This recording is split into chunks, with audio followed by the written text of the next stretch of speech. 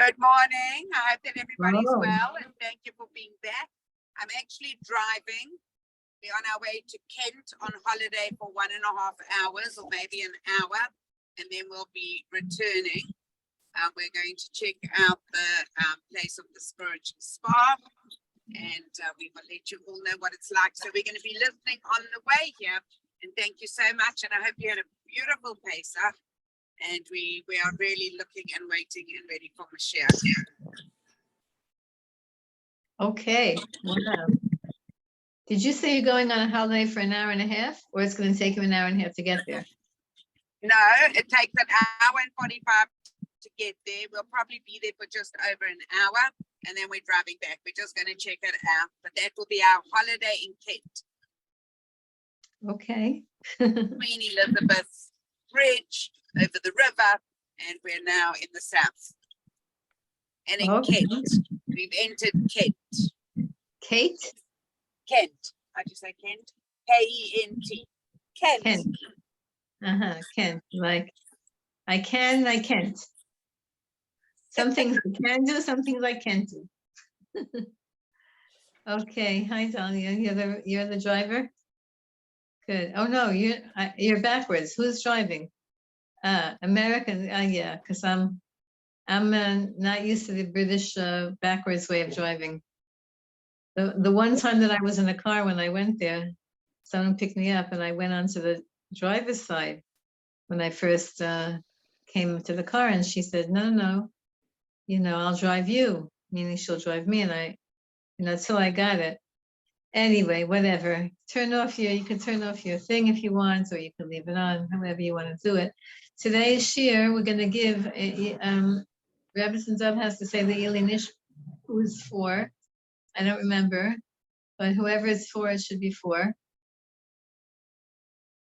You want to say? Is it for anybody? Thank you, Devorah, Hinda. I had a great Pesach.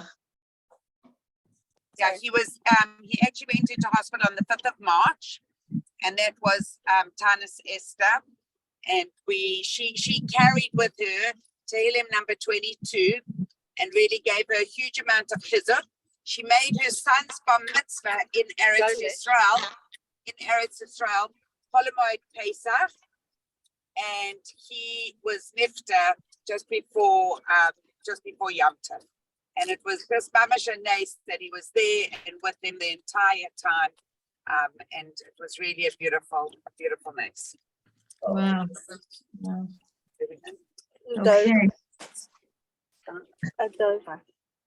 Okay. Okay, so let's start to learn. We need to learn something today. First of all, hi, everybody. Welcome back, everybody. Good morning. Good evening for wherever part of the world you're in. Here in Yerushalayim HaKodesh, it's middle of the day. Beautiful day.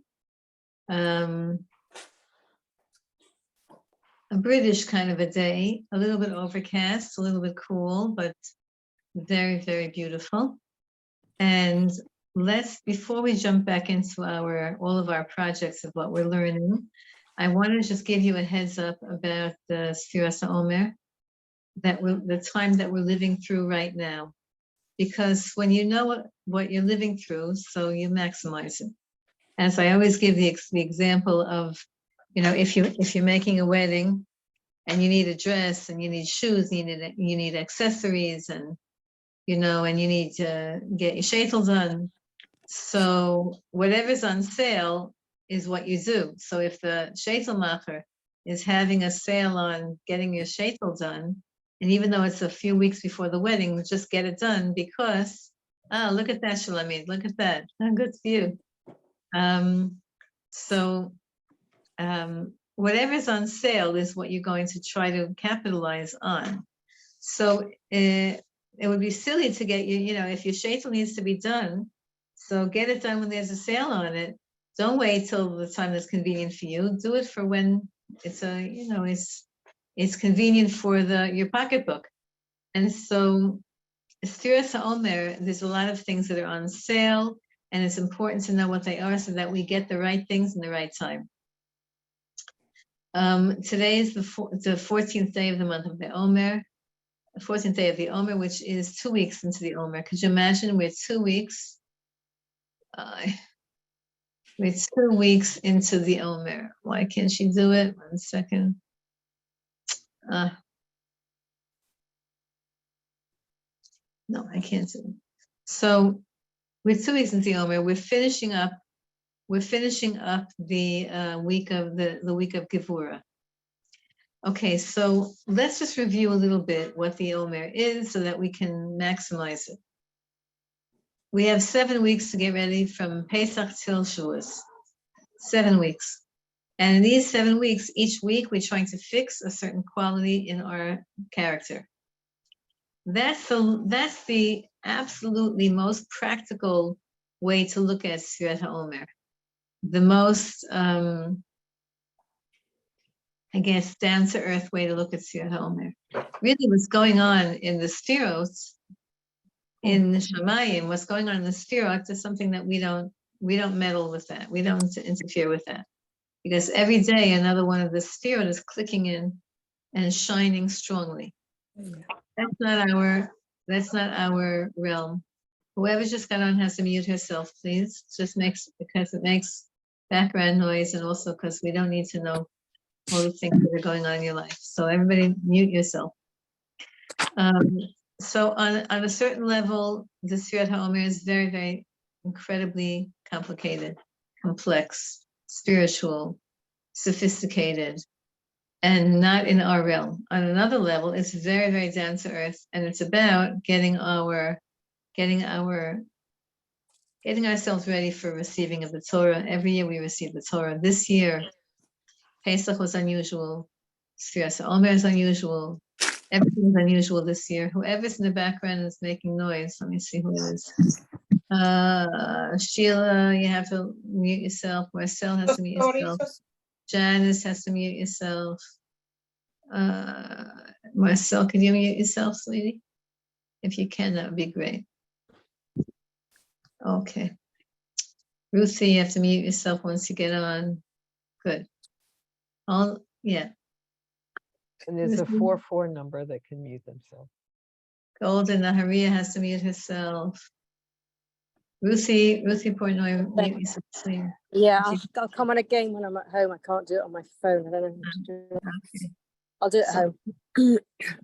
Okay, I can't mute you because I'm not a host here. Who's the host of this share? She just pops off because she's driving. Okay. Doesn't matter. So today is the week of Devorah. We're finishing it up. Oof.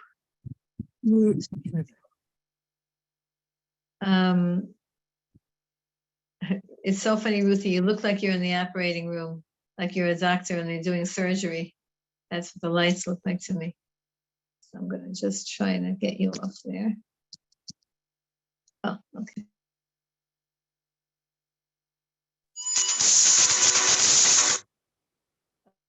So here's how it goes. The seven Sefiros, 7 character traits. I'll explain to you. We'll learn what they are in a second. I'm sure you will know them. We just review them from year to year. And every day of the HaOmer, we're supposed to be paying attention to one of these character traits. Now, I will tell you, there's 2 ways to do Sefiras HaOmer, 2 ways to do the HaOmer. One way is to do it actively, and the other is passively, or in a receptive way. What do I mean by that? I'm sure so many of you are having these Sefiras HaOmer apps and the calendar reminders. It became a big thing now that people are sending out the different, the exercise of the day, the questions of the day, what's the HaOmer about, etc. So basically, every week we're trying to elevate a midah. And so today, for example, today is Malchus of Devorah. Today's Malchus of Devorah. And the way everyone has to look at their day and see, what is Hashem telling me about my own personal Malchus of Devorah? What does that mean? Devorah means focus. It means strength. It means power. It means Ezehu Gibor. Akabeshet Yitzro, overpowering negativity, doing the right thing. That's all of that's in the category of Devorah.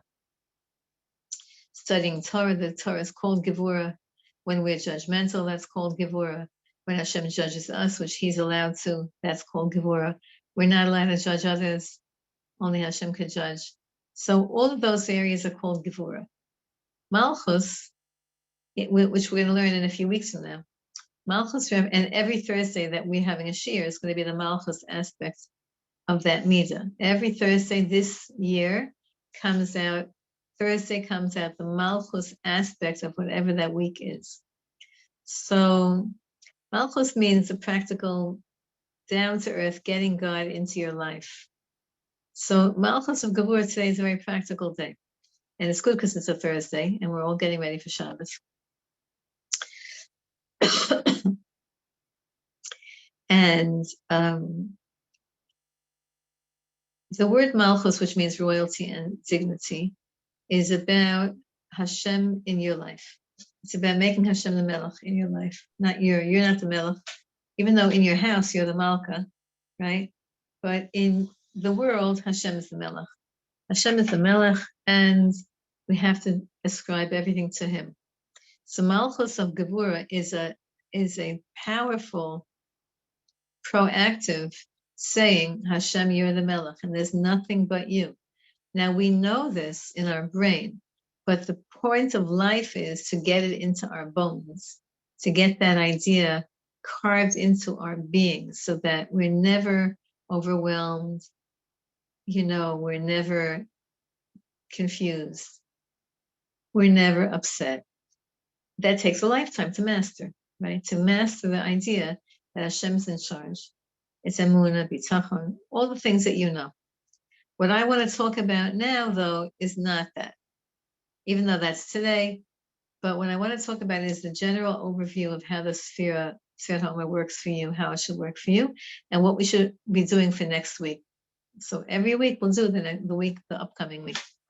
First of all, let me explain to you let's learn together what does it mean, the Omer in general.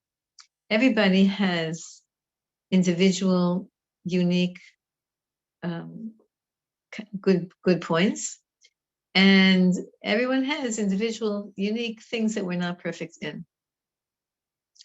And we always say, I remember for years and years saying this until it actually hit me, the awesomeness of it. If we had a prophet today, would you want to go to a prophet? A real prophet. I'm not talking about a nice guy who's going to tell you nice things. A real, down-to-earth, honest goodness prophet who would look at your soul and tell you all the things that you need to fix and tell you the reason that all the things that happened to you in your life happened and what they were fixing from previous lives. Would you want to do that? So for years I would say, of course, for sure, until it hit me like, whoa, I'm saying, of course, for sure, because I'm expecting a good report. What happens if there's something else that's going to be reported? So we might hesitate to actually go to a prophet. Listen, in the times of the Beis HaMikdash, Gemara says there were more than 1 million prophet and prophetesses. They were not recorded for posterity because their prophecy was generally localized in time and localized in space, in place. It wasn't like a prophecy that would be forever and ever. People would go to a prophet and ask the questions that I just asked. And people who would go to this prophet, it wasn't like the prophet had such a long line outside of his house because it was not such a pleasant thing. The prophet wasn't going to lie. He had to say straight exactly what the truth was. And so nowadays we don't have prophecy and we don't have a person, we don't have people who can so totally, we have a few and they're hard to come by and really hard to access. But we don't have, that's not what we do. But we do have these 7 weeks where Hashem himself comes and gives us a scorecard. Hashem comes and gives us a report card, a report on where we're up to. And how does he do that? Every day of the Omer, there's a different energy coming down. Every day of the Omer, there's an energy of the Sefira of that day. How is your day? That's how you can tell how you're doing in the Omer. Meaning, let's say you have an absolutely successful day. And wonderful that everything goes well, or you have a relaxing day, and no demands are made upon you. Everything is fine, quiet. So basically, how we could interpret that is Hashem is saying to you, that day, it's a good day for you. You don't need to fix that. You don't need to concentrate this year so much on that particular midah.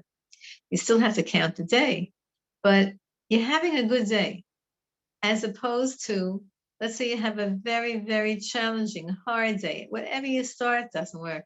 Whatever you, whoever you tried to call wasn't home. Whatever appointment you tried to make, they didn't have time. You know, those kinds of days. Whatever you cooked flopped. Those kind of days, right? We've all had those days.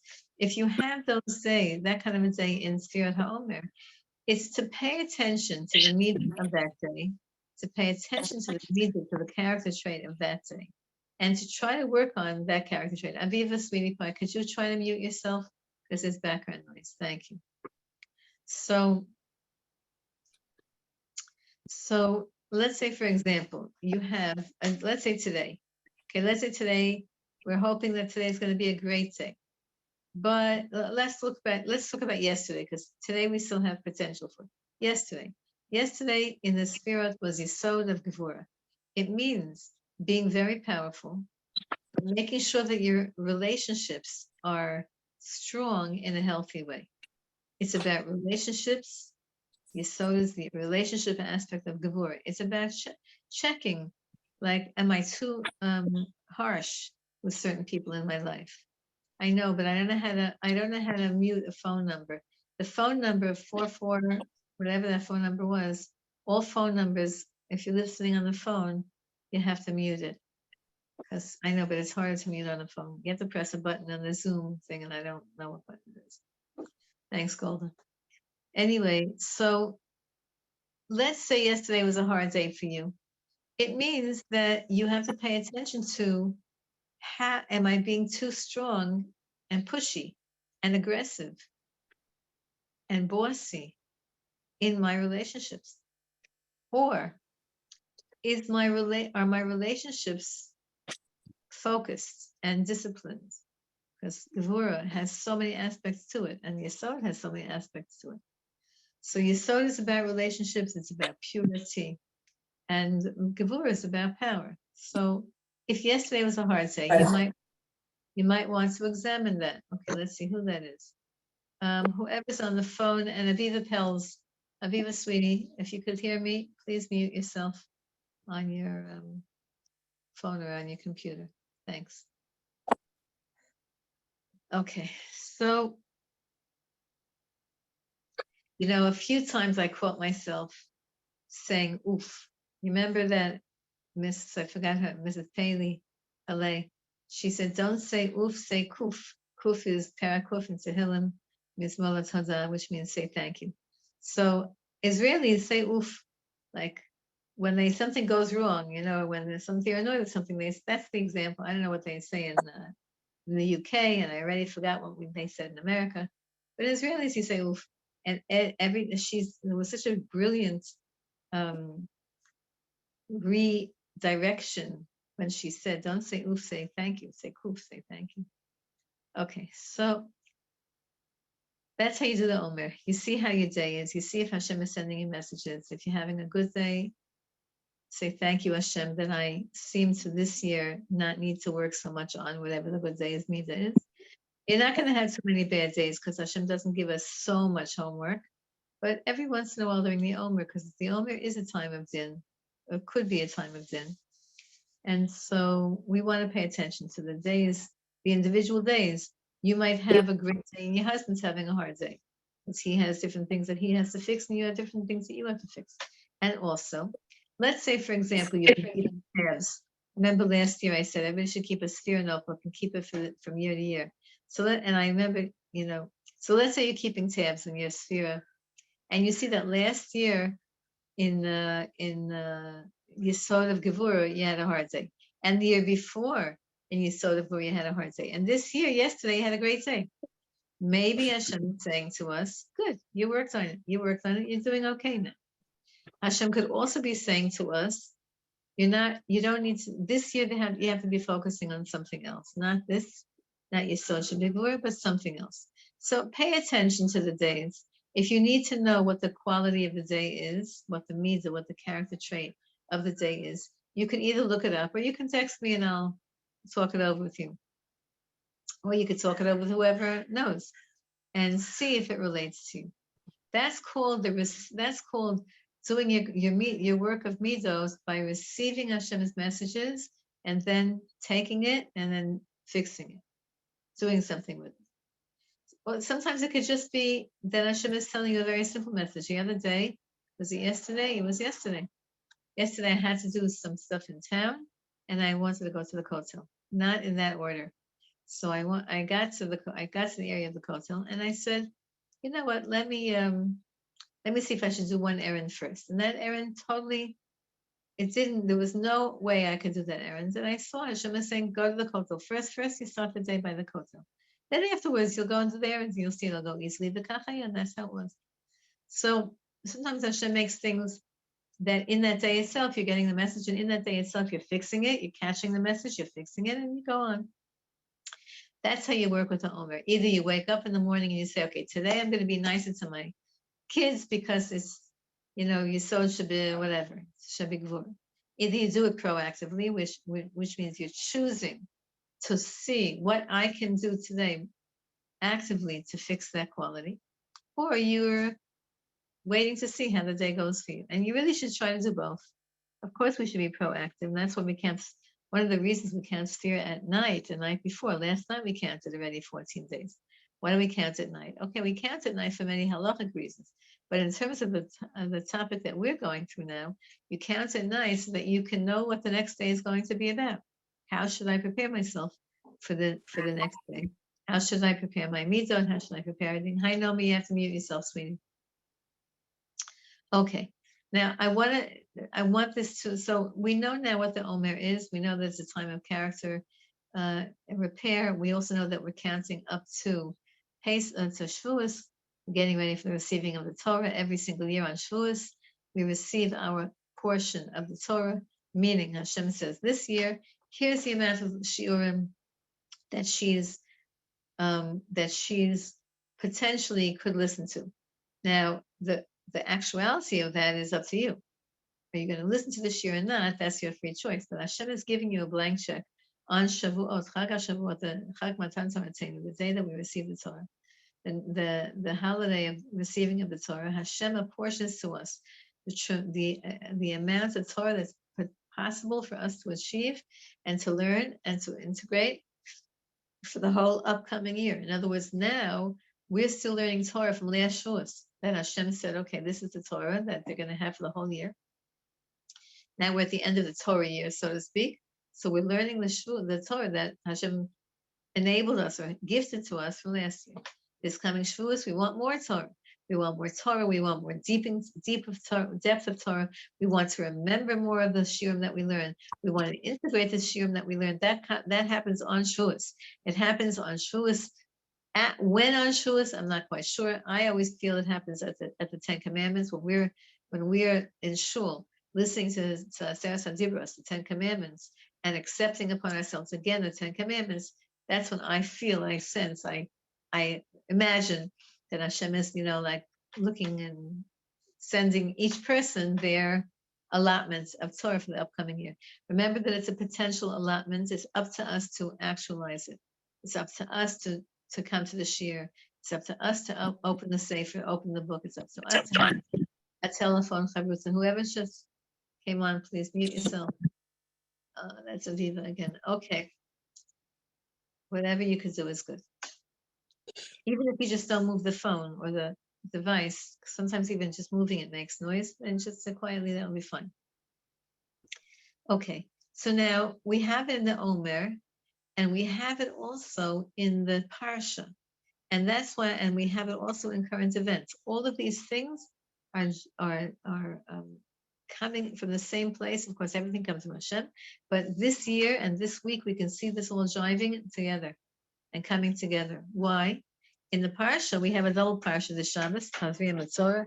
This year is not a leap year, so when it's a non-leap year, sometimes we have to finish all of the parshiyos in Torah, and so we sometimes double the parshiyos, and Chazal gave us a formula of which parshiyos we read two together.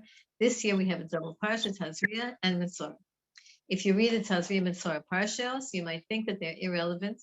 Chas v'shalom, God forbid. Every piece of Torah is absolutely relevant for all time, for all people, for all places, and for all time.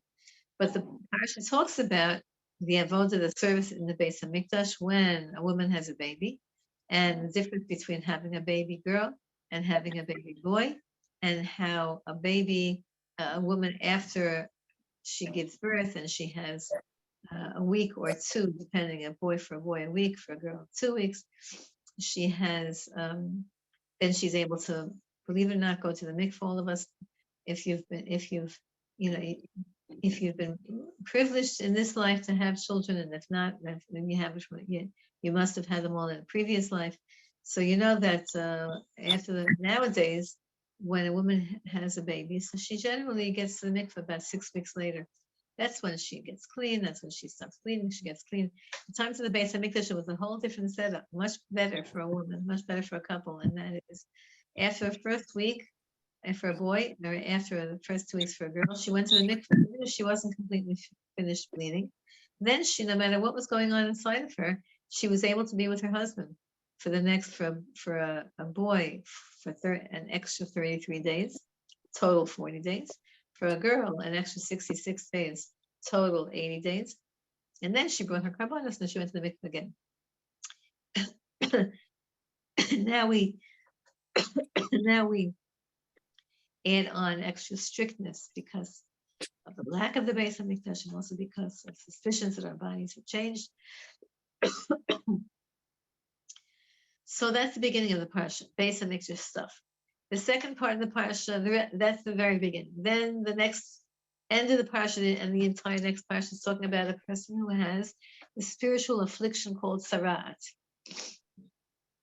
Tzara'at in the English was mistranslated as leprosy, and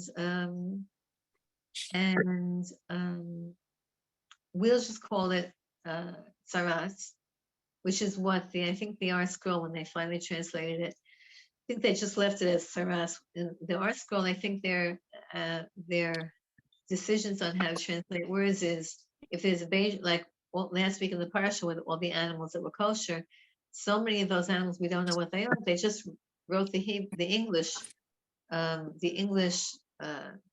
transliteration of the Hebrew word. So Saras is one of those incredible, also it's a gift to the Jewish people. It's a gift that we don't necessarily always appreciate. I remember years and years ago when I lived in America, I had a very, very hectic schedule, a very long, long teaching day.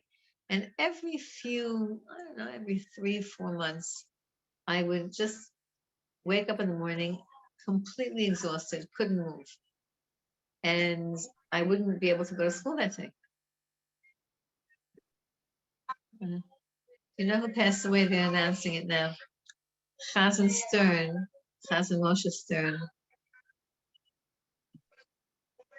It's going to be noisy in the background now. Moshe Stern was the Chazan, a very famous Chazan. He lives here in Harnof. And they're announcing his Levaya now. Sorry, I don't know if you could hear it in the background.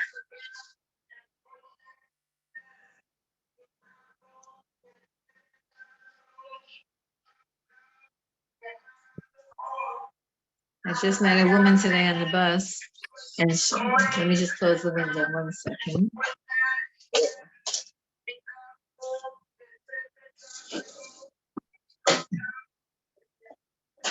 I met a woman on the bus today, a big tzaddikus from Harnof, and she used to drive my mother, she should rest in peace, to the Milabev.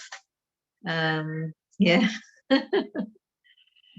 She used to drive my mother to the senior citizen center, and many years ago. And my mother loved music, but she had memory issues. She had some mini strokes, and so, but she loved music. So this woman I met on the bus, she said she goes twice a week to one of these assisted living centers, and she plays music for a certain person who's not able to speak, but able to sing. And so we were talking just now, I didn't, that was before I heard that Moshe Stern passed. We were talking about how older people retain the ability to music, they retain the ability to appreciate music, to remember music, to sing. And that's because music is a very high spiritual sense. Some say even the highest. That's why we don't have the Beis HaMikdash music, because if we had the music of the Beis HaMikdash, it would have been taken by the non-Jewish world that we're living in now, and that music was much too holy to desecrate, so it was disappeared. But music is a very high place in the soul. All right, he should have an Elina Shama. Anyway, so Saras, going back to Saras. Saras was also one of those gifts that nobody wants, but it was a gift. In other words, like, oh yes, I was telling you, so when I was just like collapsed for a day. That's all, a day. So, and I would just sleep a whole day. There was nothing wrong with me. I just couldn't move. So my Rebbetzin, and then though this is all the way back, going back like many decades, my teacher, and would say to me, I once told her what, this happens every few months, and she said to me, Hashem is just giving you a day off. He's saying to you, I want you to take a day off. But you won't take a day off. So Hashem is forcing you to take a day off. So Hashem forces us to do certain things. Saras is one of those things. If we need fixing, if we did something that we need fixing, and this is a very important thing because people don't realize this, and you're in a high enough level to receive message, then Hashem would give a person something on their usually on their hand. They would wake up in the morning and there would be a white blotch. The skin would look strange. The skin would be on the hand. A small amount of skin would look like it's sunken into the bottom of it. It looks like it's on the floor below. Doesn't look like it's level with the skin. It looks like it's underneath the skin. It's beneath the skin. It has to be a certain color. It has to be a certain size, etc. So a person wakes up like that, and they say, "Oh, Hashem is talking to me, and I need to do tshuva for something." And so Hashem would only give saras at the time of the Beis HaMikdash, an operational Beis HaMikdash, and only to a person who was on a high enough level to take it seriously and to do the inner work. So if a person got saras, it was actually a compliment. Hashem was saying, you can go to the next level, but you're not. So I'm going to push you a little bit. So what would the person do? The Jew would have to go, the Torah says the Jew has to go to a Kohen. He has to find the Kohen and show him the tzara. The Kohen has to be a Kohen who's educated in this. Not every Kohen was an expert in tzara, just like not every rabbi is an expert in kashrus, not every rabbi is an expert in the laws of Nida. You have to find the Kohen that was the expert, show him it. And you'd have to have your conversation with the Kohen. Now, sometimes the Kohen would say, oh yeah, it has all the signs of tsaras, and the person would then have to go through a whole procedure. And sometimes the Kohen said, it's a doubtful tsaras. It's a tsaras, but it's not yet a decisive, not permanent, but it's not yet a total tsaras. So you get 7 days. You have to be in isolation for 7 days. You remember this with Corona when we had the isolation.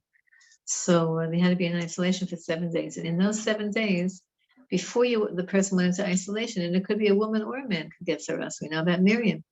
So the Kohen would have a conversation with you. And he would explain to you what this was all about. And he would explain to you what you should be doing the next 7 days. Number one, you should be thinking about, did you hurt anybody? Did you say something to hurt someone? Did you do something to someone that hurt them? Whether you hurt them emotionally or financially or psychologically,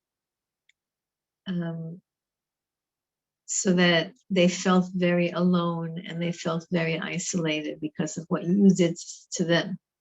So now you're going to go into isolation to think about, has anybody felt that they're in isolation from something that I said, did, or didn't say, or didn't do.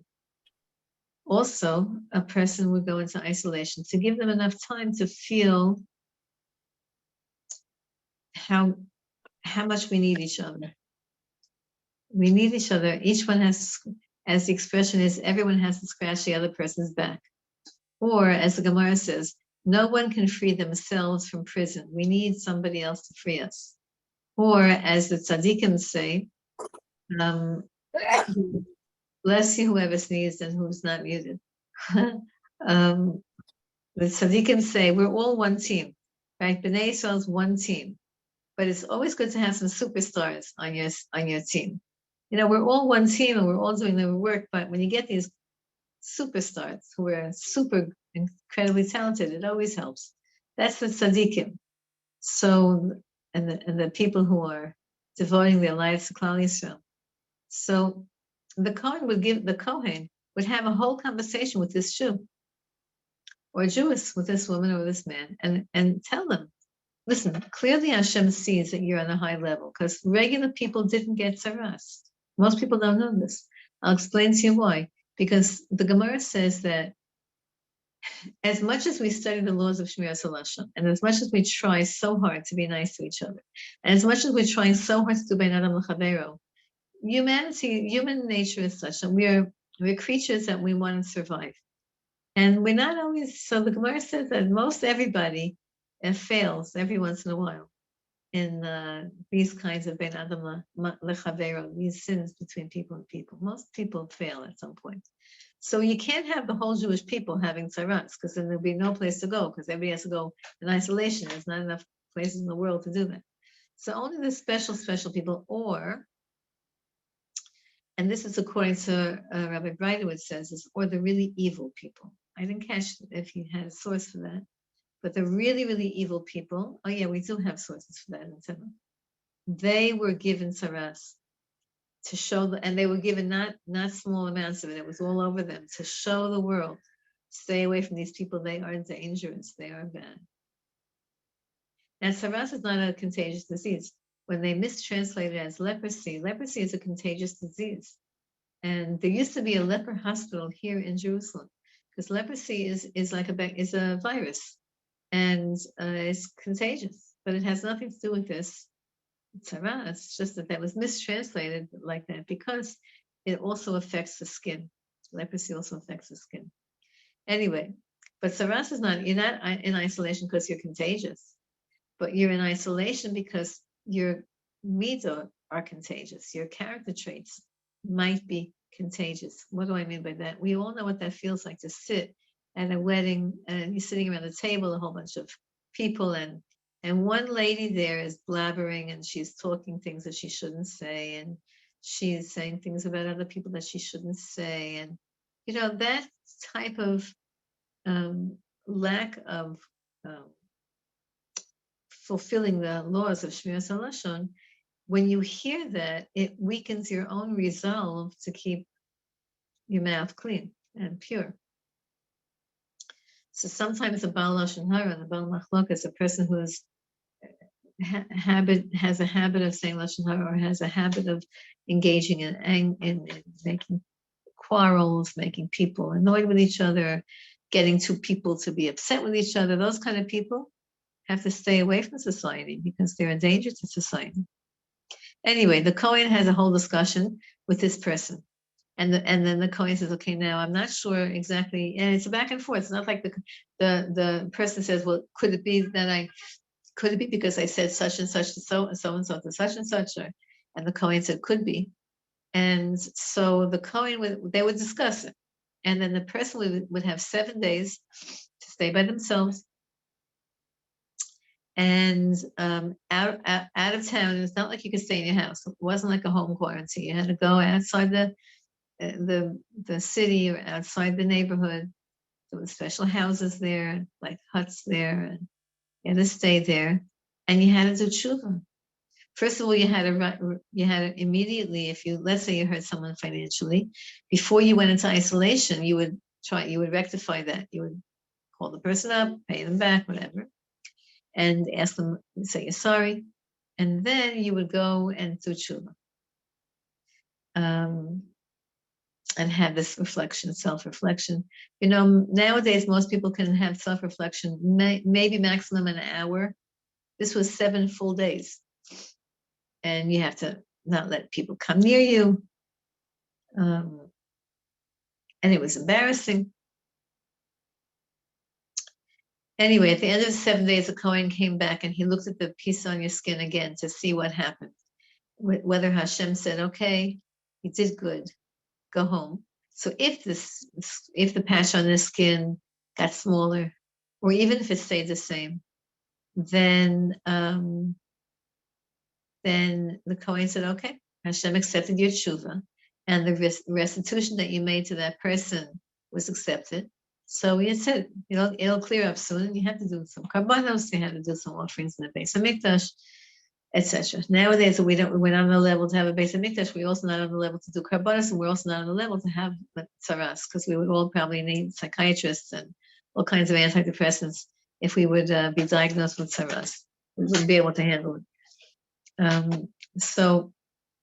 But it was also Hashem's way of speaking to you directly and telling you, you're good, you're doing really well, but you could do better. So that's why it always has, Tazria Mitzvah is always usually in the parashas of Sefiras HaOmer, because Sefiras HaOmer is all about character development. And again, it's character development relative to the generation that we're living in, relative to the level that you're at, relative to where you live. For example, Rabbi Akiva's students, they were judged very, very, very harshly. Why? Because they were tzaddikim. And Hashem, we know there's a certain rule. And the rule is that the stronger you are, the more weights you're given to lift. The richer you are, the more people are going to ask you for charity. The smarter you are, the more educated you are, the more people are going to ask you for questions. So the more righteous you are, you have to answer to a higher level. You have to be even beyond, above and beyond good one to the other. Rabbi Akiva's students apparently didn't reach the level that they could have reached.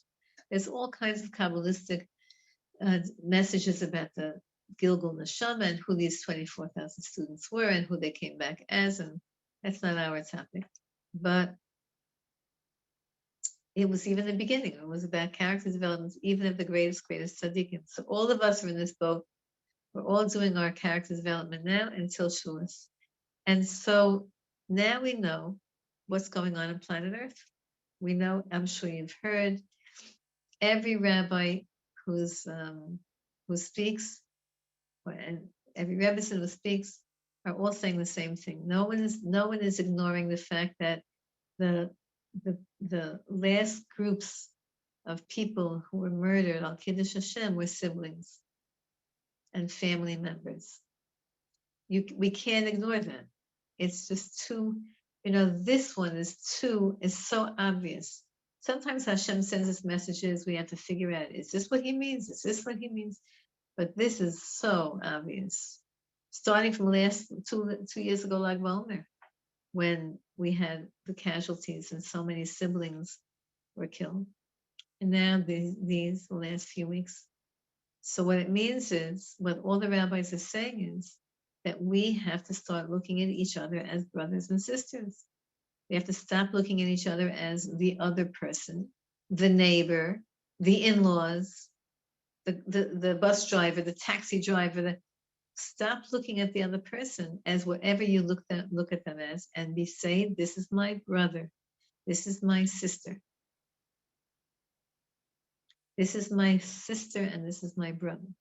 It makes things, it's totally different when you look at another person. Let's say it's somebody and you're shopping and somebody cuts the line. You're annoyed, like, what? Hello, why are you cutting the line? But let's say it's your daughter who cuts the line. Why? Because she's, I don't know, she has to go pick up the kids from school. And you know that. And you say, of course, go in front of me. Quick, you have to go get the kids. Go in front of me, of course, go in front of me. So if I think about every single person on as my family member, then it takes the annoyance a little bit away. And if I look at every single person as the Gadol Hadar, as the greatest rabbi or Rebbetzin in the generation, so it's a whole different ballgame. So I try to do this. I try not to tell people stuff to do that I don't try to do. So the other day I was at a shir, and of the Yanuka, I was privileged to go to Rav Shlomo Yehuda Be'eri on Shabbos, and when he comes to Yerushalayim, it's a crowd, and I wanted to see and I wanted to hear, and I'm craning my head. I got very early to get a good spot, but I'm stretching my head and tiptoes and all of that, and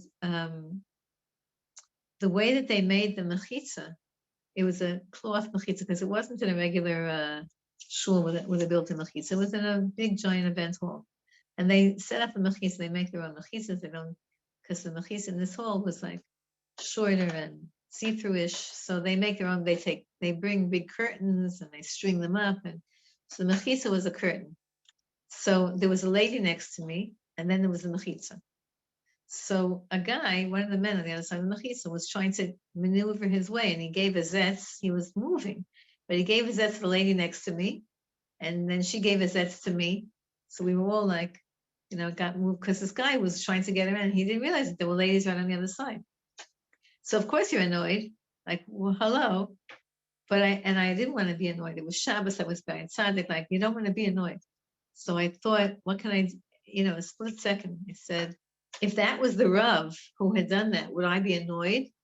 No, I would be like, oh, of course, you have to get through. I'm sorry, I didn't give you enough space. So it depends on who you look at the person who's annoying you. If you look at them as a stranger, then you're annoyed. And if you look at them as your kid who's in a hurry, or as your kid who you haven't finished teaching them about manners. Some people, they have different levels of manners. They have different, even Brits, the people in the UK are much more mannered than in other nationalities. And so that's what the rabbis are saying, that we're looking at family members who are being murdered on Kiddush Hashem. And we're saying, I have to look at every Jew as a family member. Really. Now we know we're all cousins, but we have to look at each other as brothers and sisters. That's what everybody here is saying. And you would never, ever say something bad in public to somebody else about one of your kids or about one of your siblings, even if you're on bad terms with them.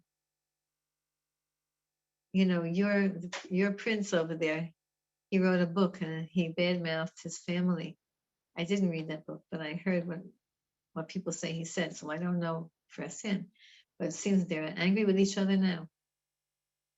You don't say, even if you're having a fight with your brother or your sister, you don't tell a stranger, my sister's such as this, my sister's such as that. No, you don't do that. So that's how the Rabbanim are saying, the Tzaddikim are saying, like, we have to, before we open our mouth about somebody else, think, would I say that about my kid who's in Shidduchim now and who I want everyone to love? Would I say that about my best friend who's going through a hard time and looking for a loan and I want everybody to trust her? Would I say that about would I want someone to say that about me? I'm related to me also. That's what they're saying about siblings. It could also mean, yes, like Golda said, that the hardest people to get along with are the people in your family, of course. But the people in our family, even though they're the hardest to get along with, but we also have this natural love for them and this natural commitment towards them that we don't necessarily have with a neighbor and a taxi driver. So that's what it's all about now. And Be'ezrat Hashem, we're looking forward to good things and keep hopeful and keep encouraging each other. When you meet another Jew, only say something good to them.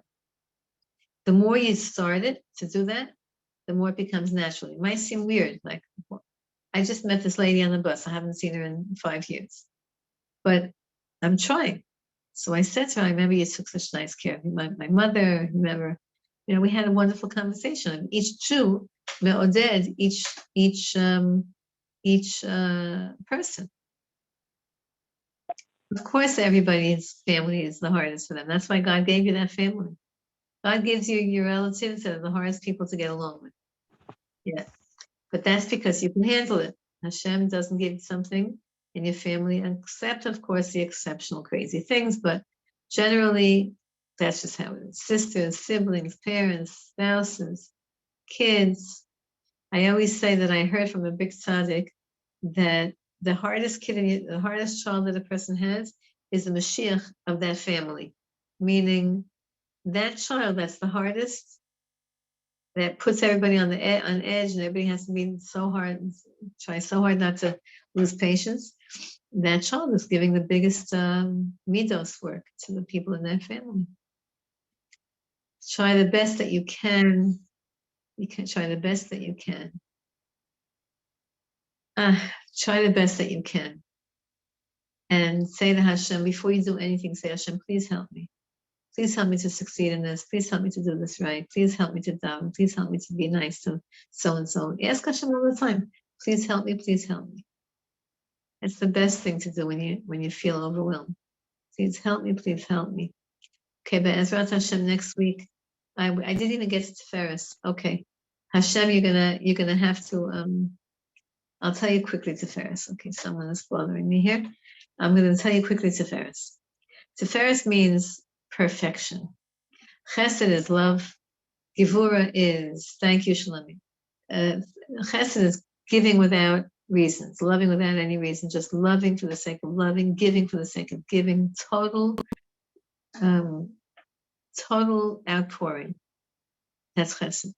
Devorah is being strong, holding back. Giving, but only when they deserve. Being strong, conquering your Sahara. That's Devorah. Sefiras, this whole next week starts tonight and starts the whole next week. Sefiras, it's a perfect balance of the two of them.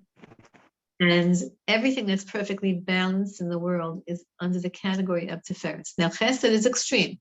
It's extreme giving. Devorah is extreme strength, power, holding back.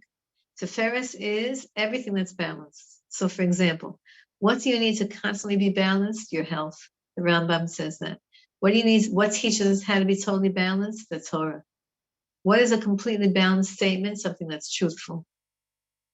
What is a piece of art that's balanced? That's called beautiful.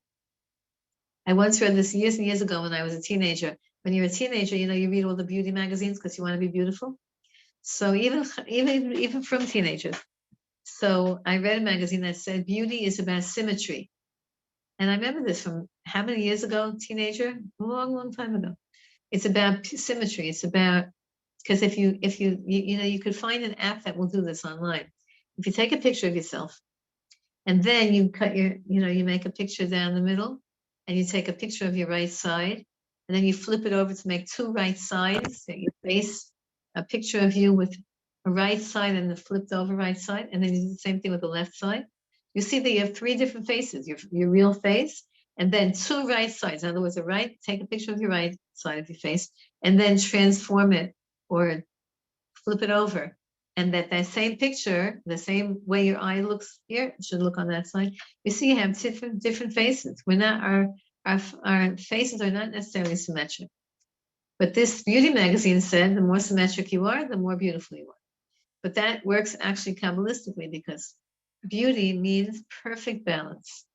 So it's Yaakov Avinu, it's Devorah HaNeviah. We had a whole teaching about this, I think. So see how your week goes next week. The more you can learn as much Torah as you can. It's also about telling the truth. Try to tell the truth next week. We should always tell the truth, but be more careful about that. Learn Torah. Be careful of your health. If you want to start a new health regimen, do it. Beauty, look at the beauty of your life. Look at the beauty of the world. Look at the beauty of the world and say, Hashem, you're a master artist. Don't just say, oh, it's a gorgeous sunset. That's like a silly statement.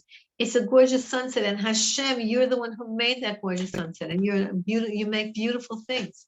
It's not just that the flowers are beautiful, but Hashem, you're the beautiful creator, you're the creator of beauty. Give it all to Hashem. That's next week. The whole week is next week. One more thing I want to talk about, and just for 2 more seconds, and that is that this year the Sefira calendar works out because when Pesach began, right? When did we start counting Sefira? The second night of Pesach. The second night of Pesach was Thursday night. So the Thursday night, Friday is the first day of the Sefira week, and then Friday night Shabbos is the second day of the Sefira week, because Shabbos Naomi. And so the second day of every Sefira week is the Devorah aspect of that quality. So this year, all the Devorah days come out on Shabbos. Devorah is again strict judgment. It's power, but it's also strict judgment. Comes out on Shabbos. It means the Shabbos sweetens all the dinim, all the judgments. Last Shabbos, this past Shabbos was called Devorah Shebegvorah. So in the Sefiras, it's the harshest day in the Sefira, but it was on Shabbos. Hashem said, "No, don't worry, Kindle. Don't worry, kids. I'm making it on Shabbos." Let's hope we have a peaceful week, a happy week, a holy week, a prosperous week, a healthy week, a beautiful week, a Torah week, a truthful week. And God should help us and save us and protect us, all the Jews in Eretz Yisrael, all the Jews in Chutz La'aretz. And Hashem should soon Mashiach the Kena should come. And are you in Kent already? We are. We're very near to where we are getting to. Look at that. I thought we'd have more sunshine, but we're enjoying Hashem's beautiful world. It's so pretty here, the green, the forest. And we crossed over the river. It's very, very pretty. So it feels like we've been on holiday already for an hour. Sunny in London, Joanne. Oh, well, listen, you can't have everything. We take Hashem with us, and hopefully that brings the extra light. But thank you very, very much, everybody. Hashem, we should just have refers, Yeshua's for all of Klal Yisrael.